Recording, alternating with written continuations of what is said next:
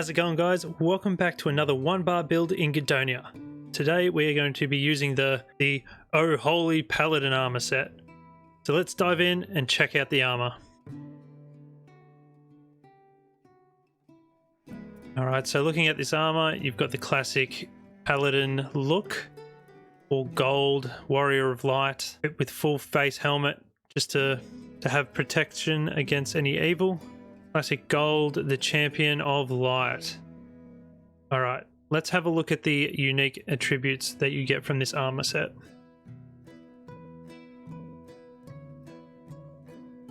So having two pieces of the Holy Paladin armor, it'll give you Divine Weapon cooldown reduced by 120 seconds, and also the Paladin Seal lasts 60 seconds. But with all 5 armor pieces, you'll gain Paladin Seal casting throws holy hammers to enemies around. Of course, this is a heavy armor with pretty poor physical and magical absorption, more poor with the magical side of things. You get an alright boost to holy magic spells. You get a bit of knock resistance, alright boost to health, slight increased stamina, and a slight increase to mana, with also a mediocre melee damage boost and also a magic resistance. So with the accessories, with this build, we'll start with the cloak. And I of course went with the Cloak of Shadow because it gives us more critical strike chance, more health, a massive boost of melee damage, and also crit damage multiplier. You can also use the Metropolitan Cape, but that'll only boost your holy damage by 160%. That's what you're looking at. It's either 250 melee damage or 160 holy damage. So you can pick and choose what you want there. That's all right. And for the set, I went for the Holy Scorch set. So with 2 of the items, you will gain all holy damage scorches enemies with burning holy dots. And with all 4 pieces of the Holy Scorch set, holy damage on enemies can spawn powerful holy explosion, damaging enemies around the target. So a bit of an AoE burst of holy explosion damage. And these all increase your holy magic spells, your critical strike chance, and also a little bit of boost to mana, which is nothing to sneeze at. It's pretty good. All right, on to the weapon. So with weapons, we went with Light Piercer and also Shining Shield. The shield only gives you bonus to armor, holy magic spells, massive boost to health and stamina, and also a big boost to melee damage and magic resistance. Doesn't give you any sort of unique or anything, just stat boosts. But for the Light Piercer, we have every attack applies stackable burn of holy energy that deals damage over time.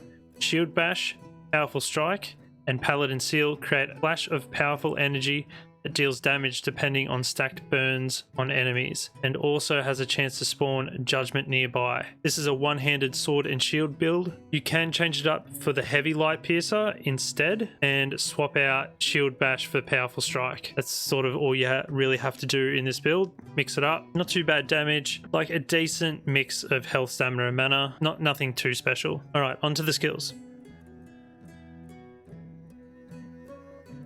Let's start with Ferocity. So we're going to go straight to Critical Strike level 2. Just a passive critical strike chance by 5%. Our melee damage level 5, which is a increase to melee damage by 70%. And also one-handed weapons level 2, which increases our one-handed weapon damage by 21%.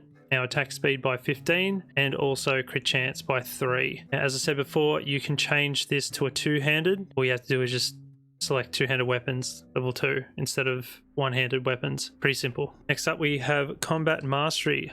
So we've got Enchant Weapon level 2. So this just enchants our weapon with whatever element that we are going to be using, and level 2 just uses a cleave attack that scales off melee and magic damage bonuses. Next up we have Piercing Strikes level 2. So we have a 33% chance to activate a debuff on the enemy that increases their damage taken by 1%. And Piercing Strikes level 2 just applies trauma effect, and it reduces their attack speed and movement speed by 20% for 15 seconds. And next up we have level 4 Fencing, which just increases our combo, does a little bit of damage for each damage increase for each hit, and the final attack of the combo deals additional armor piercing effect with 100% chance it will hit. Next up in defense, we have shield bash level 2.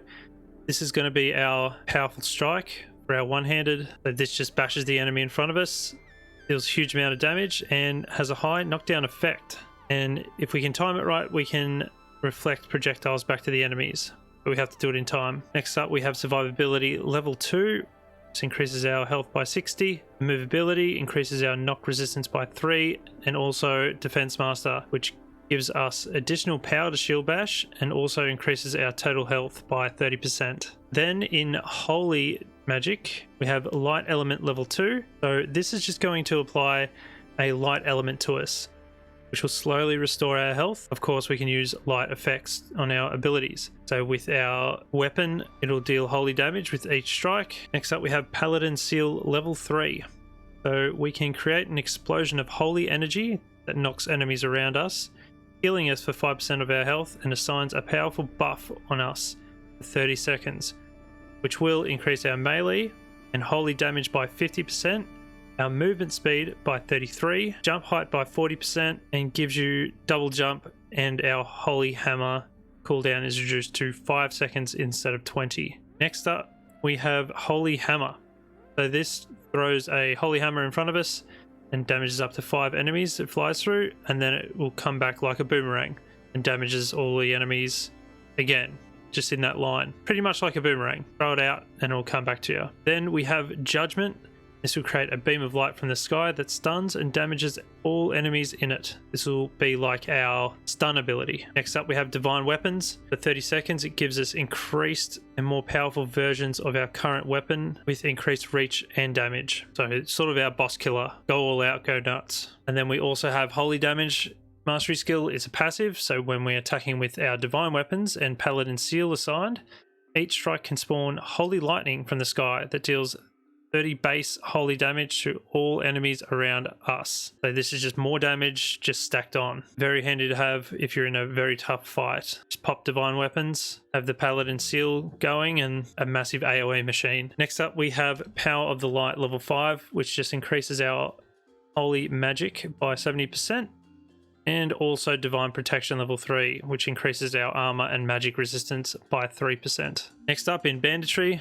Pretty weird for a paladin to be a bandit, but we have just Glancing Blows level 1 and 2. This will just give us the ability to evade some damage if we are struck. It just gives us a 10% chance, and every point in agility gives us another 10%, plus the 15 that we used in this tree gives us another 15%. So we should be around 50% with the current attributes for this character. Then moving on to the talents, we have got 5 points in health, gives us extra 500 health. 5 points in melee damage, gives us 250% more melee damage. 5 points in magic bonus, just increases our magic damage by 125%. Our defense bonus, put 5 points in, and we get 5% increased for our armor and magic resist. And also speed bonus, it gives us another 15% attack speed, and our movement speed is increased by 1.25. All right, let's see what this Holy Messenger of Light can do. Okay, now that we're here, we can pop our light element and also enchant our weapon and wait for the light element to come back. There we go, got the light element and also our light enchant. Let's pull some of these guys. Come through, we'll just attack. A little bit of damage, not much. A lot of holy burn. So does a fair bit of damage too, the holy burn, as you can see. So let's use our judgment. That'll be doing that. We can use our holy hammer. That'll go through everything and then come back. We can use our Paladin Seal, which just took everything down anyway. Haven't even used all my abilities yet. Also enchant weapon with that massive cleave for 33,000 damage. Try and grab another. There we go. We'll grab all these guys and we'll use our big judgment spell. As you can see, we can use that. Use judgment, that attack, and we're sort of killing stuff a bit too quick here. And then we can just finish these guys off. I haven't even got to use shield bash yet. Use shield bash on this guy. It's a basic 5,000, but we do swing so quick and deal so much damage. It's pretty crazy. Don't even have bloody attacks on this build. You got to remember that. We are just healing. Judgment. Look how much damage that does. And then the Holy Hammer. Like, I've hardly hit that guy.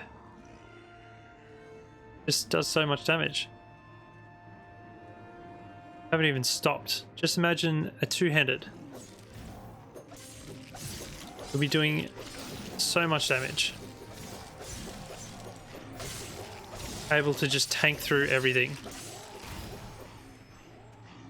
With stuns and all. She's going to finish them off with Holy Hammer. Holy Hammer will come back. 47,000. Took him out.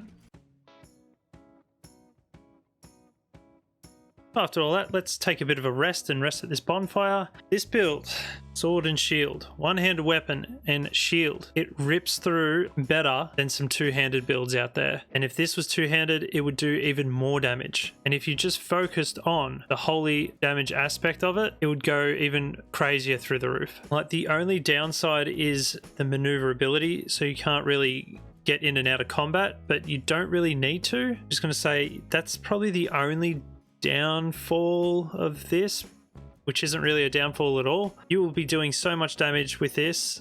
Mana, of course, is a bit of a consideration, like keep mana pots or try and regenerate your mana. But other than that, you'll be taking enemies out almost in an instant. Let me know what you guys think. All right, guys, that's going to do it from me. I really hope you enjoyed this build. This was just surprisingly crazy for me. I thought, all right, sword and shield, yeah, it's going to be sort of like Chains of Endurance. But with holy damage, you can do so much more. You don't even need companions with this tank build. As I said before, that's going to do it from me.